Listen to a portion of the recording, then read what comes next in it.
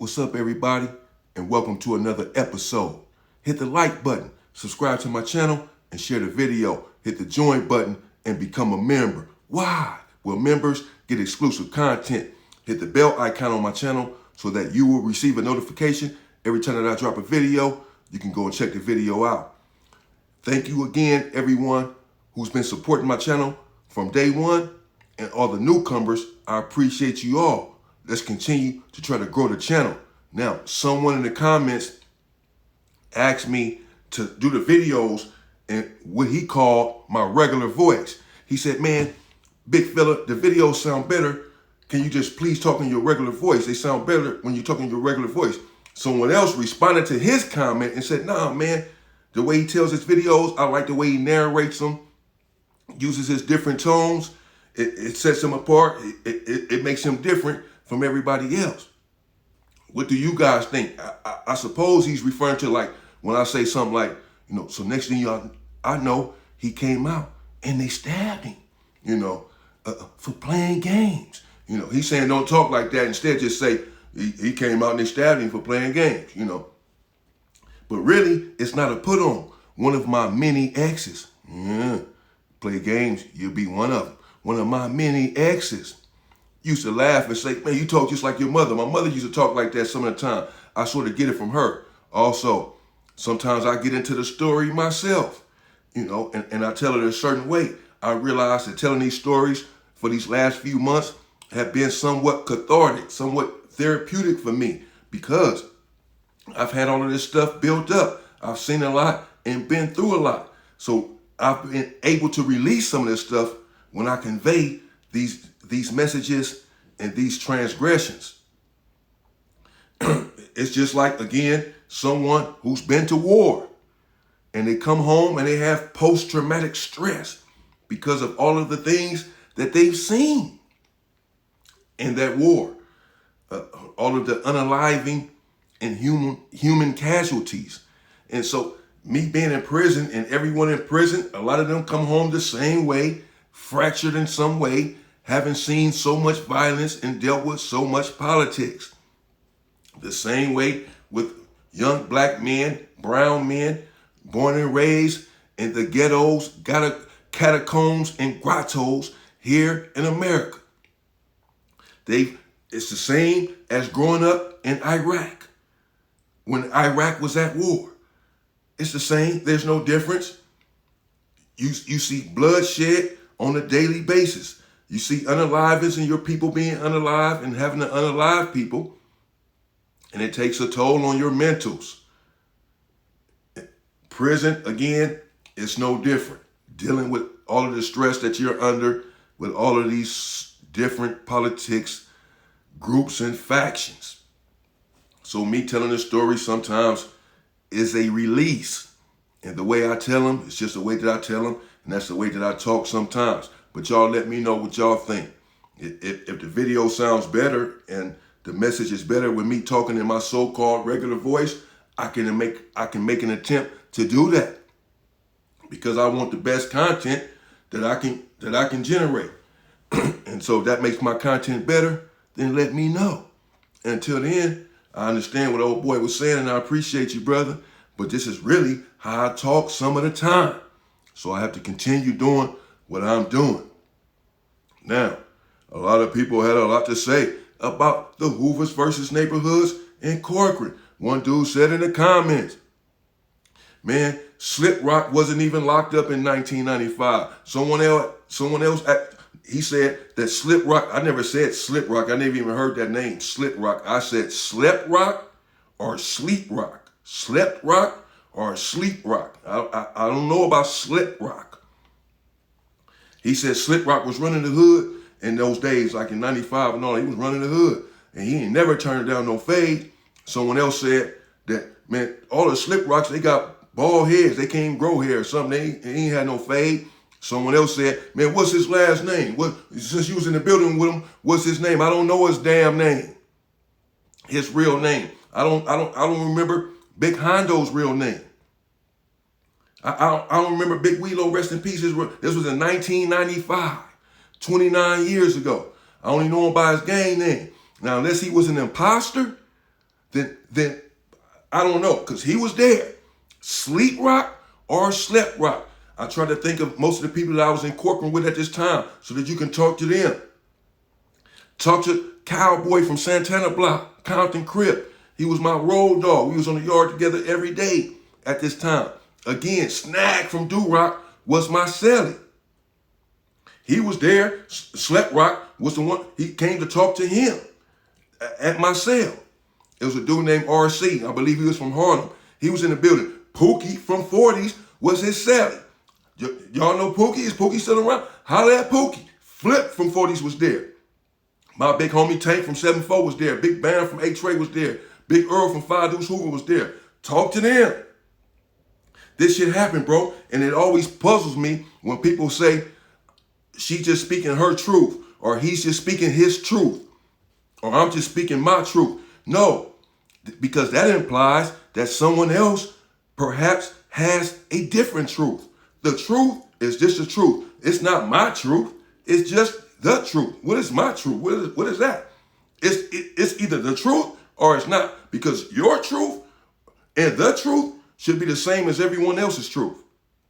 And if it's different, then I can see why you're saying it's just my truth. So when I speak on this stuff, I'm not speaking my truth. There's no such thing. I'm just speaking the truth. Say it with me. It's not my truth. It's just the truth. It's not my truth. It's just the truth. And this is why I'm hesitant to do the Porky and Tiny Goofy story, because the headline, the thumbnail will read Tiny Goofy or Los Angeles County Jail, Tiny Goofy and Big Porky, two crazy Hoovers, because they were crazy. And the stories will only be favorable towards them because they was in the county jail terrorizing the opposition.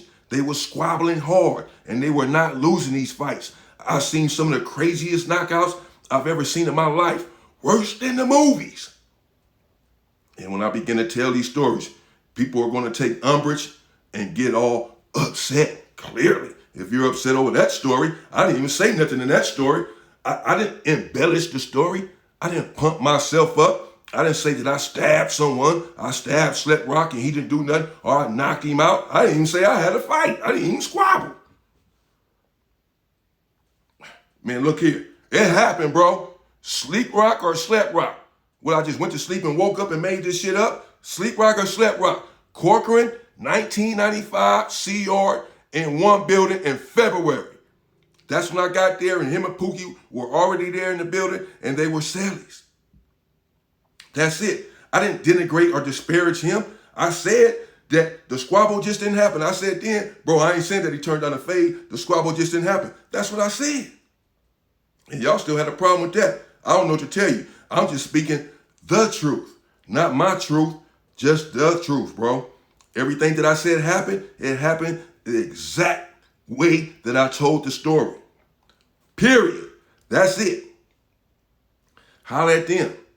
But as I said, me and Slept Rock, we was cool. And I had neglected to mention that I was in Wasco when I first, Wasco is a reception center, also has a main line, but Wasco reception when I first got to prison in 1994 with Pookie from 40s. So when we met up in Corcoran there in 1995, after I left Avenal, he was there in Corcoran, we was really cool, bro. And then after the situation, we was really cool, bro. And that's that. Again, Slept Rock, tall dude, like light brown, not necessarily a big, long, flat top, more like a fade. Player type dude, but also had heart. Was also a strong dude. Wasn't a buster. Was clearly somebody because he was running a neighborhood car. And that's it, bro. And after the situation, we developed and cultivated a mutual respect for one another. And that was that. Moving on to the bloody removal. Orchestrated by the blacks. Also, there in Corcoran in 1995 on Sea Yard. This involved a non-affiliate, an older dude, an OG, not too old, in his 50s, but he had gray hair, skinny, with glasses, but a wiry, like cockstrong type guy. Was cut up, had veins everywhere. A strong dude, not old and weak and fragile. And he like to expose himself to CO women when they pass by to do the count, or they pass by to pass out mail, or just do a regular walk. He exposes himself. He'd be in there butt naked, harder than Chinese calculus. A lot of people were doing this, particularly blacks were doing this sort of thing. Other races, other groups didn't really do this. Blacks were doing this at this time. And really up until recently, some blacks, I know of some members, some gang members, some strong dudes who had tattoos everywhere that were somebody in their car or were running their car, and they used to do this to the female staff. And back then, up until that point, and since then, I've never seen anyone that was a member removed viciously or violently from a yard for this reason, for doing this to the female staff. Never seen it. Removed viciously or violently, or removed at all. And so when they were ready to remove the non-affiliate, I had to question why. And at first, I wasn't with it. I'm going to always go with my people and go with the black community and go with the collective. But what had happened was the police had come to the blacks and told the blacks that this guy kept exposing himself to the female staff, that he was disrespecting the female staff by doing this, and could they do something about it? So since the police had come and asked the blacks to do it, I was really hesitant, because I don't feel like sometimes it seems like we can be doing the police's job or be doing the police's work. Now, and I'm not with that. Y'all take care of it. If he disrespecting y'all do something about it. Why should we beat on our people? Now, if you're doing this to the female staff, then you're wrong. Some female staff, maybe 2%, somehow get a kick out of this thing. They'll come to your cell and laugh and talk to you, talk with you or something while you're in there butt naked. And because of this, it caused some people to continue on with this sort of behavior. They were also doing this sort of thing in the Los Angeles County Jail to female staff. But for the most part, 98% of the female staff, they don't like this. And so it's really a form of assault, because you're doing this against their will. You're exposing yourself against their will in a sexual manner. So it's really assault. And in fact, they started trying to bring charges against some people for assault and take you to court for this sort of stuff recently. But at the time, this sort of thing was going on to with some inmates who had been locked up and somehow got a kick out of this, somehow got a thrill out of this. And also, when the police come sometimes, again, you would think, some dudes think, well, she likes me, and so you want to show her that you got power, that you the shot caller or whatever. So your people doing this, can you take care of it? She a little pretty woman. A similar situation just happened in Centinela, where I just left. A dude was in there exposing himself. The little pretty CO broad came and told the blacks could they handle it, and they filmed themselves from their cell beating the dude up in the day room, posted it on Instagram or something. I saw it last year. I know the dude that this had went down with, I just left the same building. And this was a similar situation. So I was hesitant because the police are coming saying this. And I wasn't the only one. Other blacks were hesitant too. Like, man, I don't know, man. Y'all should probably handle that. But the majority of the blacks felt like he should be up off the yard if he didn't stop. But let's holler at him, tell him to stop this, because it's becoming a problem now. We don't want the police hitting our cells. Blacks are bringing in certain stuff. And so if you don't take care of certain stuff, you feel like you'll draw the ire of the popo. And so you just want to keep things smooth. And sometimes the police in there, they come to you, especially if you're the shot caller or whatever, or have access to the shot caller. If you have some sort of influence, they come to you and ask you to take care of certain things, to keep the peace on the yard. And a lot of times, oftentimes, different groups, different factions, they oblige. This was a similar situation. I was hesitant, but I went along with the black community. Now, the blacks, they did get an older guy a chance. They went to him and said, stop this nonsense. It's becoming a problem, and they don't want this. I know you think that they do, but they don't, because they're coming to us, asking us to have you stop this behavior. And he really sealed his fate when he said, Man, I've been locked up for over 20 years. I don't gang bang. I'm an OG. I don't have to listen to nobody. This is what he said. I was there. I was at his door. I was 21 years old, but I was there. And he said, I ain't got to listen to nobody.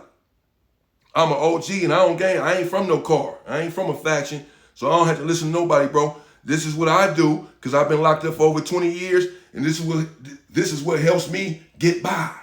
This is a release for me and it helps me get by. So I'm going to continue to do it. This is basically what, straight up, I ain't stopping. So the black said, really? Man, you tripping. He said, yeah, really, bro. Because y'all can't do nothing to me because I don't gang bang. I'm not from a car. Well, that's not true. Because what happens is, since you're not from a car and you're not answerable to anyone, then the black community, you're answerable to the black community as a whole, as a collective. You have to answer to everyone. And the blacks are telling you to stop this nonsense. Again, he refused. So his fate was sealed. He came out for day room the next day. Typically, when it's a non-affiliate, to demonstrate and denote the fact that this is not a discipline orchestrated by one particular faction, the blacks will have everyone or one person from every faction attack the person. So it was a non-affiliate, it was a blood, and it was a Crip that attacked him to show, again, that this is not personal to the Crips or the Bloods or the non-affiliates or the Hoovers. This is the black community as a whole. Someone from everywhere that's just black that's finna to get your ass.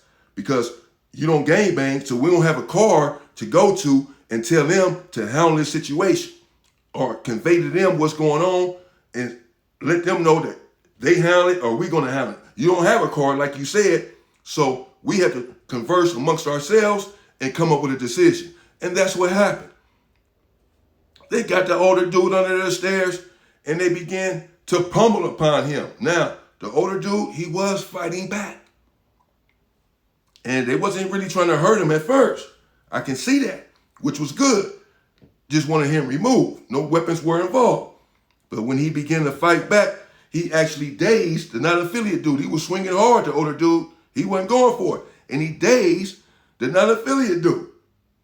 When he did that, a few more blacks jumped up and was about to run over there to really down the dude, because someone asked me in the comments, in a DP, in a discipline, can you fight back? Are you supposed to fight back? Like when two people come at you to remove you from the yard, to DP you, can you fight back and can you win that fight? Well, no, you cannot win that fight. You can fight back. I've never seen anyone get DP and just really stand there with their hands down and just let someone punch on them. You can fight back. You're going to fight back just instinctively. You should. But you're not supposed to win that fight because you're the transgressor. You're the one that's getting disciplined. You're just receiving your DP. So you can fight back. You're not supposed to knock out the person that's coming to DP you. You may say, well, if that's how it happens, that's just what happens. Well, no, because he's not the one that's getting DP. You did something wrong. You flouted the rule. You transgressed against a protocol, and we're sending people at you to remove you from the yard. And if you think you're about to knock the people out and embarrass the people that's coming to DP you, everyone's going to jump on you, bro, and smash your ass real bad and get your ass off the yard on a stretcher. That's how it's going to go. So you fight back just so you can maintain your manhood, but you're accepting your DP, but you fight back, and then you get the hell up out of there. If you try to smash the people that's coming to get you, everybody going to jump up and thrash you, bro. That's it. So the older dude, he was fighting back, and he dazed the dude. He was fighting for his life. He was fighting, saying he wasn't going down without a fight. And when the rest of the blacks jumped up, the Damu and the Crip, the Keyway, they said, man, no, we got it. Because now we finna have to, we about to have to go hard on him because he's fighting back too hard. So they began to pummel him a little bit harder, and they knocked him out under the stairs, bro. They knocked him out. That's because he was fighting back. Again, you can fight back, but he was trying to hurt someone. He was fighting back too hard. And again, you're the one that's doing something that's causing you to be removed from the yard. In this case, you're exposing yourself. You're being a sexual deviant. So you got to go, particularly because when you were approached, you became very irate and aggressive and told people to their face that you didn't have to do anything because you are accountable to no one, but you are accountable to everyone from the black community when you're in there. And that's just that. He found out the hard way and he had to be removed, and they knocked him out to remove him, bro. And I didn't feel bad for him because he was fighting back as if he was going to hurt the people who was coming to remove him. And that's just not how it works, because you are the culprit. You receive your DP, take it like a man, fight back like a man, and then get the hell up out of there and hopefully redeem yourself later on. Well, you guys let me know what you think about how I tell my stories in the comments. This is really just how I talk. I ain't got no problem with nobody, man, in the neighborhood. Man, we all good, man. I mean, I'm just telling y'all how it went down, bro. You know what I'm saying? But we all black, bro. I mean, for real. You know, I'm just telling y'all how it went down. And I'm hesitant to tell a tiny, goofy, and porky story. It may cause a little strife and acrimony amongst some particular factions. Clearly it would. However, I have to be true to myself and true to my content and true to what happened with me in my life and these experiences, bro. And try to convey my message and hopefully helps the youth, grown men, and grown women as well. Whoever can learn from my story and my life lessons. And I can't do that if I'm withholding the truth or telling half-truths or sugarcoating what happened because I'm afraid that I may offend someone. I'm going to try to tell my stories respectfully and not offend any particular person or any particular group. That's not what I'm here to do. But I'm going to speak the truth, even if it hurts some people. Not my truth, but the truth. Stay free, people.